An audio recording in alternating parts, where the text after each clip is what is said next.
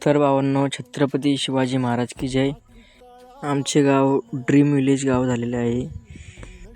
आमच्या गावामध्ये 2-3 वर्ष झाले स्वदेश काम करते आणि त्यांनी आमच्या गावामध्ये एक गाव विकास समिती बनवलेली आहे.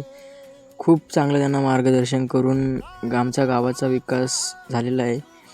2 वेळा आमचं गाव ड्रीम विलेज झाले आणि आता तिसऱ्याकडे आम्ही वळलेलो आहे.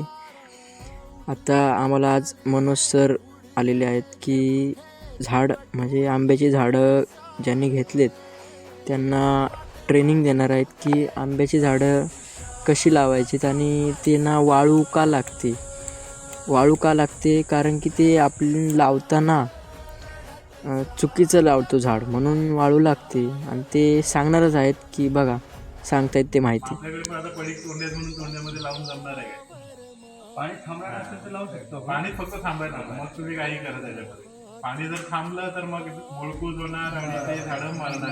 त्याच्यामुळे उताराची जागा निवडा. नंतर तुमचा खड्डा किती बाय कितीचा पाहिजे? 3x3 ते काय एवढा असला पाहिजे? जसं आपल्या घरामध्ये नवीन बाळ येतं, तो आल्यानंतर लगेच चालायला लागणार आहे का? नाही. त्याला पहिलं रांगणार तो, नंतर आपण हाताला पकडणार. तसं त्याला हाताला पकडून वाढण्यासाठी ती आपण केलेली जागा आहे. 3 फूट एकदा तो वाढला तेवढे त्याला वावर भेटला त्याच्यानंतर तो अगदी पुढचं तुमचा कातळ फोडून पण पुढे जाईल. पण सुरुवातीला जर त्याला कडक जमीन भेटली तर तिथले तो गुरफडत राहणार नाही, मूळ वाढणार नाही आणि कधीतरी ते कोलमडून पडल्यानंतर आपल्याला कळणार हे काय झालं. तर सरांनीच खूप छान आपल्याला माहिती सांगितलेली आहे. अजून जर माहिती पाहिजे असेल सरांकडून तर तुमच्या गावामध्ये कोण स्वदेशचे कार्यकर्ते किंवा गावात समितीमध्ये कोण असेल स्वदेशमध्ये म्हणजे स्वदेश मित्र म्हणून तर त्यांना नक्की कॉन्टॅक्ट करा आणि ते सरांकडं कॉन्टॅक्ट करून तुम्हाला नक्कीच त्यांचा नंबर मिळवून देतील.